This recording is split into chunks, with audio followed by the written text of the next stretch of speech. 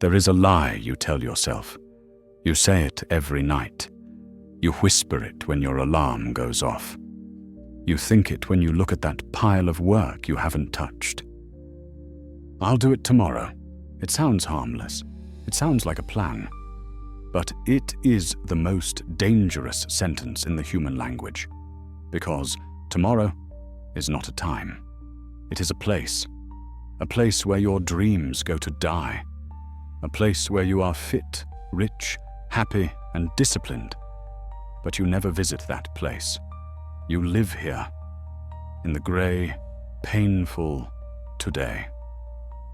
We all know this feeling, the heavy chest, the guilt, the feeling that you are wasting your potential day by day, hour by hour. You are not lazy. You are terrified. You are trapped in a loop of hesitation. You wait for the right mood. You wait for motivation. You wait for the stars to align. And while you wait, life is quietly slipping through your fingers. Not in years, but in seconds. Chapter 1. The Waiting Room. Most people live their entire lives in this waiting room. They die with their music still inside them. They die with the book unwritten, the business unlaunched, the body untrained. But there is a way out. In the 9th century, a Japanese monk named Kūkai faced this exact darkness. He wasn't just a monk. He was a genius, a poet, an artist, and an engineer. A man who achieved more in one lifetime than most could in 10. He didn't have motivation. He didn't have discipline apps. He had a secret, an esoteric practice from Shingon Buddhism that deletes the concept of later, a mental switch that forces you to act right now with terrifying intensity. He called it the mindset of no second. And today, you are going to learn how to use it. But I have to warn you, this isn't a productivity hack. It's not about organizing your calendar. It is about staring into the abyss. It is about accepting a brutal truth that you have spent your whole life running from. If you are ready to stop waiting and start living, subscribe to the channel, like the video, and comment below, no second. Let's begin. Chapter 2. The Cave of the Void. Let me tell you a story about a man named Elias. Elias was smart. Everyone told him he had potential. But Elias had a problem. He was a perfectionist. He wanted to learn a new language. He bought the books. He downloaded the apps. But he told himself, I'll start on Monday when things settle down at work. Monday came. He was tired. I'll start on the 1st of the month. The 1st came. He had a headache. I'll start next year. 10 years passed. The books gathered dust. The potential turned into regret. Elias wasn't lazy. He was paralyzed by the idea that he had infinite time. He thought he could afford to waste today because he had a treasure chest full of tomorrows. This is the delusion Kūkai destroyed. Kūkai retreated to a cave on the coast of Shikoku. The ocean roared outside. The wind screamed. It was wet, cold, and terrifying. He didn't go there to relax. He went there to touch the void. In Shingon Buddhism, there is a teaching about the morning star. It is said that Kūkai meditated for hours, days, weeks, staring into the darkness, chanting the mantra of the morning star. He wasn't waiting for enlightenment. He was demanding it. In that cave, Kūkai realized something that changed Japanese history.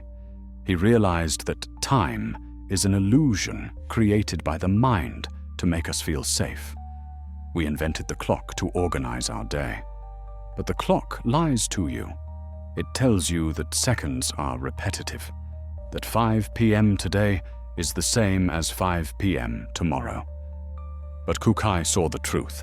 No moment ever repeats. The breath you just took, it's gone. It will never return. The person you are right now, he is dying. By the end of this video, you will be a different person, biologically and mentally. If you understand this, truly understand it, hesitation becomes impossible. Kūkai developed the concept of Sokushin Jobutsu. It means becoming Buddha in this very body, not in the next life, not in heaven, not after you die. Here, now, in this flesh, in this pain. He understood that if you don't do it now, you are assuming you will have a later, and that assumption is the height of arrogance. Chapter 3. The Practice of No Second. So, what is the mantra of no second? It isn't a magic spell. It is a psychological weapon. The Japanese phrase is Nengo. It refers to the thought moment, the smallest unit of time. The philosophy of no second says this: there is no next moment. When a samurai draws his sword, he cannot think about the next strike. If he thinks about the second strike, he dies on the first. He must pour his entire soul, his entire existence, into the single cut happening right now. This is how Kūkai lived. This is how he wrote. This is how he built temples. When you procrastinate, you are splitting your mind. Half of you is here, looking at the work. The other half is in the future, imagining a version of yourself who is less tired, more motivated, and more ready. You are hallucinating a savior. You think future you will be stronger. You think future you will love doing taxes or going to the gym. Let me tell you the truth. Future you is tired. Future you is stressed. Future you is just as lazy as you are right now. By pushing the burden to him, you are betraying yourself. The practice of no second requires you to kill the future. Imagine there is a wall of fire behind you. Imagine there is a cliff in front of you. You have one step, just one. When Kūkai recited his mantras, he didn't do it to get to the end of the prayer. He treated every syllable as if it were the only sound in the universe. This is the secret to deep work. This is the secret to flow state. It is the complete collapse of the timeline. When you sit down to work and you feel that urge to check your phone, that is your mind trying to escape the now. It is looking for a second moment, a break, an exit. The no-second practice screams, there is no exit. There is only this task. There is only this sentence. There is only this rep. If you don't do it now, you are voting for your own failure. You are casting a vote that says, I am not a person who executes. I am a person who waits. And every time you vote for waiting, the chains get heavier. Chapter 4. The Internal Demon. But let's be real, it hurts. Elias from our story. He tried this. He sat down to write. He said, no second, and his brain fought back, hard. Just 5 minutes of rest, his brain whispered. You need coffee first. You need to clean the desk first. You aren't inspired yet. This is the demon of comfort. In Shingon Buddhism, they depict deities with fierce, scary faces. They hold swords and ropes and fire. These are the Vidyaraja, the wisdom kings. Why do they look like monsters? Because they are there to frighten away the demons of the ego. They use fire to burn away delusion. You need to summon your inner wisdom king. When that voice in your head says, we can do it later, you must meet it with aggression. You must meet it with fire. You must look at that urge to procrastinate and realize it is a predator. It is trying to eat your life. Kūkai didn't negotiate with his fatigue. He viewed fatigue as just another sensation, like the wind or the rain. It wasn't a reason to stop. It was just weather. You treat your feelings as commands. You feel tired, so you stop. You feel bored, so you scroll. You are a slave to your biochemistry. The no-second practitioner is the master. He feels the boredom, he feels the weight, and he acts anyway, because the action is independent of the feeling. The action is the only thing that is real. The feeling is a ghost. Elias realized that he had spent 10 years listening to ghosts. He realized that waiting for it to feel easy was the trap. It never feels easy. It only feels done. Chapter 5. The Funeral of Yesterday. How do you actually trigger this state? How do you wake up on a Tuesday morning, tired and cold, and enter the mindset of no second? You use death. The Shingon monks meditated on corpses. They watched the decomposition of the body, not to be morbid, but to break the trance of immortality. You act like you have forever, because you forget you are dying. Try this mental exercise. It comes from the deepest esoteric practices. Close your eyes. Imagine this is your last day. Truly visualize it. The doctor walks in. He shakes his head. He gives you 24 hours. Feel the cold water in your veins. Feel the panic. Now, look at the project you've been putting off. Look at the gym you've been avoiding. Look at the I love you haven't said. In the face of death, does your fear of failure matter? Does your laziness matter? Does your need for coffee matter? No.